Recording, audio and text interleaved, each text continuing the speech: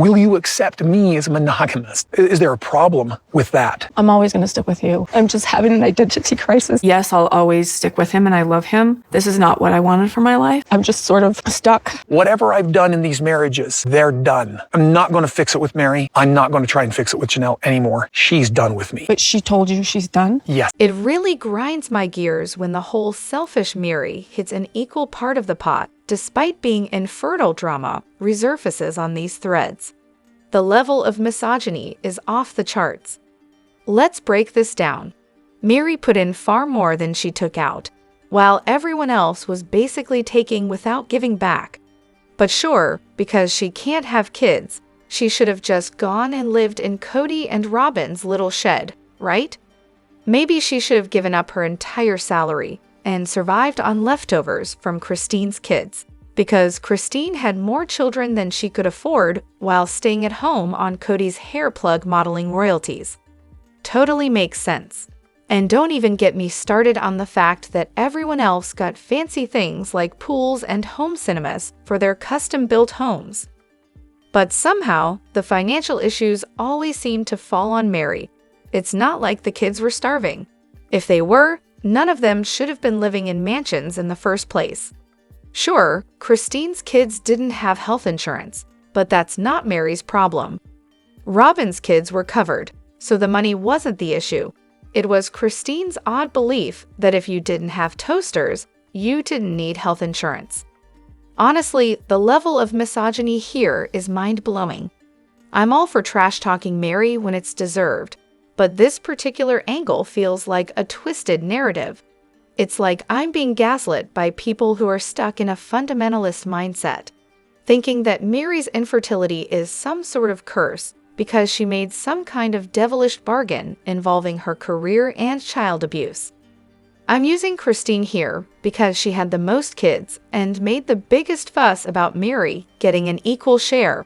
But let's not forget that Christine was a fundamentalist who probably believed Meri had some sort of curse. But we're not fundamentalists. We don't believe in that fertility cult nonsense. We should know better. Once the show money started coming in, there's no reason the money shouldn't have been divided equally among the wives. Honestly, they should have brought in a financial planner to make sure the money was fairly divided, not just between the adults, but the kids too. Trusts, education funds, anything. But the real mess came with the pre-show money. It's tricky. Christine, with her 6 kids, shouldn't have had the same food/clothing budget as Leon. Again, just an example. But Christine and Janelle made the choice to have large families, so they were taking on higher expenses. If I only had 1 kid, I'd be frustrated fighting over money, while my sister wives were on their 6. If you're struggling to feed the kids you've got, maybe don't keep having more. More kids equals more costs: food, clothes, school, activities, gifts, the list goes on. I'm probably going to get some hate for this, and to be honest, depending on the day, I might even disagree with myself. But as someone who desperately wants kids, but knows it's not possible right now, I just feel a certain way about the whole situation. We've got so much to dive into today, so let's not waste any time. Let's jump straight into it. Hey everyone, what's up? It's Elena here, and welcome back to my channel Reality Nexus X. In this episode, Season 6, Episode 10, Robyn takes a personality test, which leads to some intriguing and, let's be honest, pretty predictable drama. The test results themselves sparked a lot of buzz, with plenty of screenshots floating around on this sub. But what wasn't really discussed was Robyn's behavior after taking the test. The next day, she mysteriously misses group therapy, claiming nausea as the reason. But here's the thing. Christine had already mentioned being upset by Robyn's test results, so I'm willing to bet Robyn wasn't really sick. She was probably just sulking in her room, nursing a bruised ego after being called out for being dramatic. Sounds like a classic Robyn move, if you ask me. Throughout the episode, Robyn also made some pointed remarks about distrusting Nancy and therapists in general. Things like not wanting to be vulnerable, feeling judged, and so on.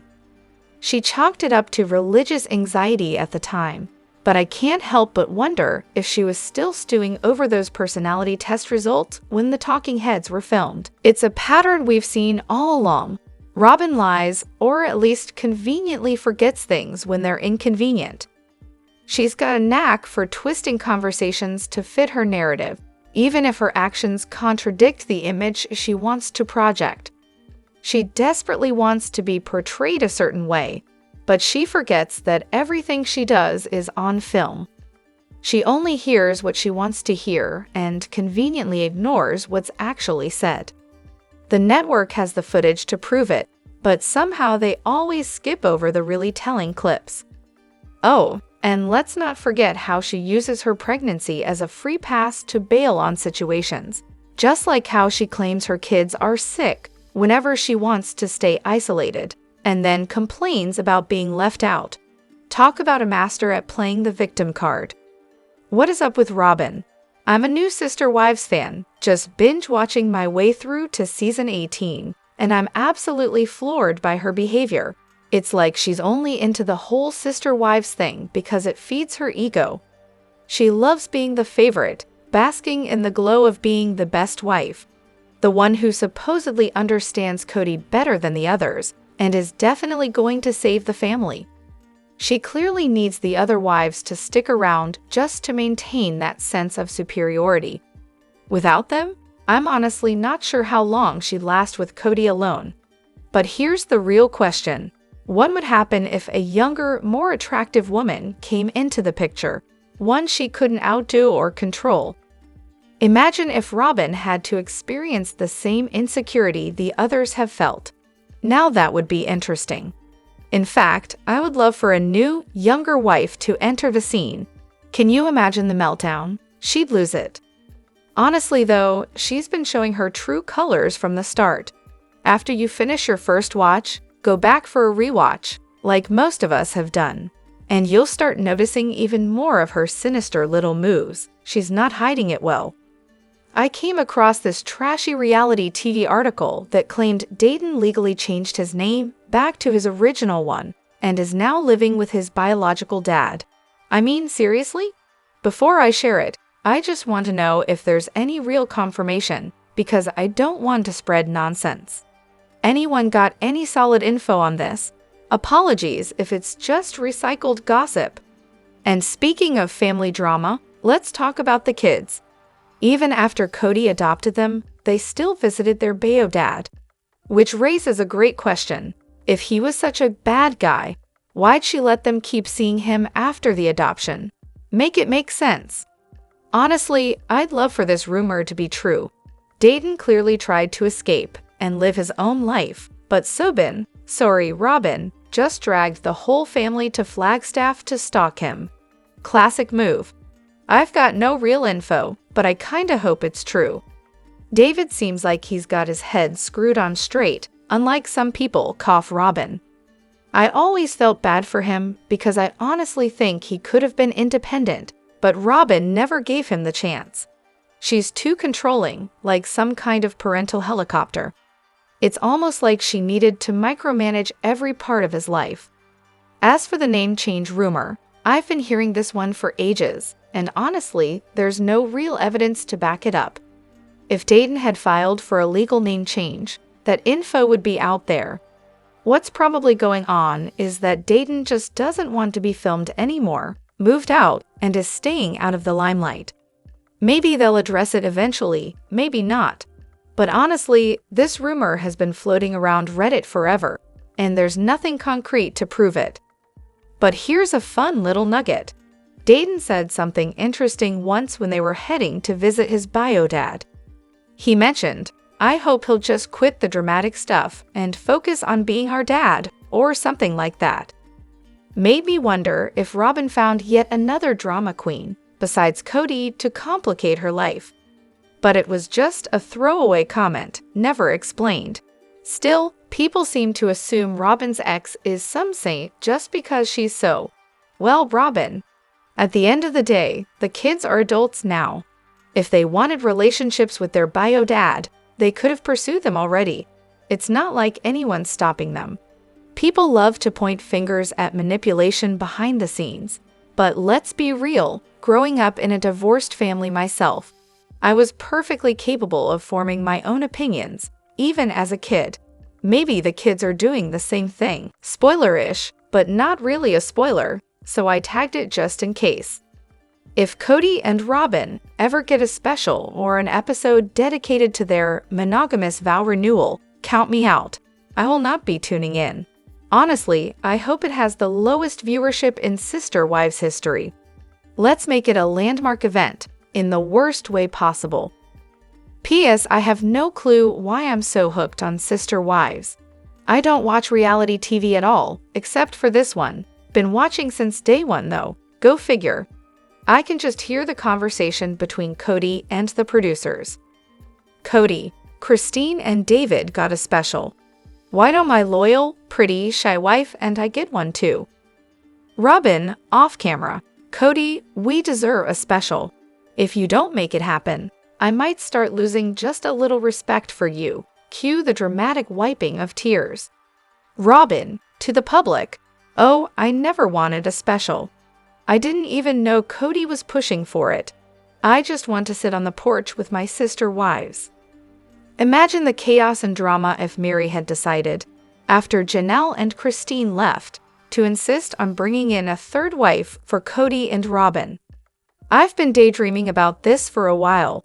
What if she'd taken a hard stance and demanded that Kody stick to the religious rules they'd initially agreed to, which would have meant getting another wife? Maybe someone younger, fresh, and ready to pop out a couple of babies, adding a whole new generation of tenders into the mix. How fun would that have been? The first wife usually has the privilege of picking new wives, and Meri was constantly being told she was still first wife, even after that whole divorce that was clearly more of a paperwork shuffle. So, let's say Meri used that so-called status to her advantage, just like when she picked Robyn all those years ago. Oh, the power moves she could have made. With all the experience from the last decade, Meri could have spun things in her favor and shaken up the family dynamic even more. It would have been a fascinating spectacle to see how they'd all have handled the potential arrival of a third wife. But sadly, it was a huge missed opportunity for Meri to make some bold moves and maybe finally get the respect she deserved. But hey, I'm really happy for Meri now, living her best life, totally free of all that drama. I just like to imagine what might have been, even if Kody definitely wasn't about to let Meri tell him who to marry. I mean, a hug was already off the table. Still, it's a fun little fantasy to entertain. Did anyone else catch that? Robyn literally just said her whole religion revolves around polygamy. Like, that's the cornerstone of their faith. Seriously? As an ex-Christian woman, that's not just baffling, it kind of makes sense in a weird way. Let me break it down. In Christianity, marriage is important, sure, but you're not required to be married to practice the faith. Loving and serving God is the focus. Following Jesus' teachings is the whole point. But in the AUB, their entire life revolves around getting married, having a bunch of kids. That's the big thing. Like, it's basically a glorified baby-making factory. It's a cult, plain and simple. And seriously, where in the Bible does it say Jesus was married or had kids? Spoiler, it doesn't. But there are plenty of mentions about false prophets. Funny how that seems to line up with Joseph Smith, right? I mean, it's almost like he needed a way to justify his enthusiastic pursuit of everyone else's wives. So I'm rewatching the show, and I've hit the coronavirus seasons, but let's be real, we've all heard enough about that to last a lifetime, right? But here's the thing that caught my attention. Right before the world got flipped upside down, Robyn was going on about how she feels like a stepmom. And I'm sitting here thinking, well, yeah, you are a stepmom, aren't you? When Robyn entered the family, Truly was literally the only kid not born into it, and Savannah was already 5. All the other kids were raised with their moms. That's the only family dynamic they ever knew. So, it's kind of rich that Robyn acts like she's the victim here. And let's be real, Robyns' kids probably never saw the other moms as anything other than stepmoms either. As for the tender kids, they're at the point where the other moms are more like estranged aunts. And honestly, they might as well be estranged siblings at this point.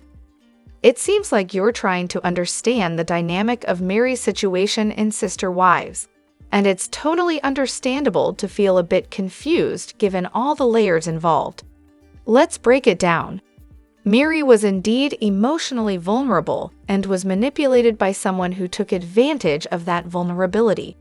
The catfish, posing as Sam, wasn't just some random person. They targeted Meri specifically, playing on her insecurities and feelings of neglect within her marriage. Yes, Meri did engage in inappropriate behaviors, sending explicit messages and photos, but that doesn't negate the fact that she was being deceived by someone who wasn't even real. Now, regarding the portrayal of Meri as the victim, this doesn't mean she's entirely blameless in her actions, but people are recognizing that she was victimized in the sense that she was manipulated and exploited by a professional catfisher. Her vulnerability made her an easy target, and when the truth came out, it was a huge public humiliation for her. Kodys' response, abandoning her, melting down her wedding ring, and essentially isolating her from the family, only deepened her sense of victimhood. As for Kody, his treatment of Meri after the scandal reflects his lack of support and the breakdown of their relationship.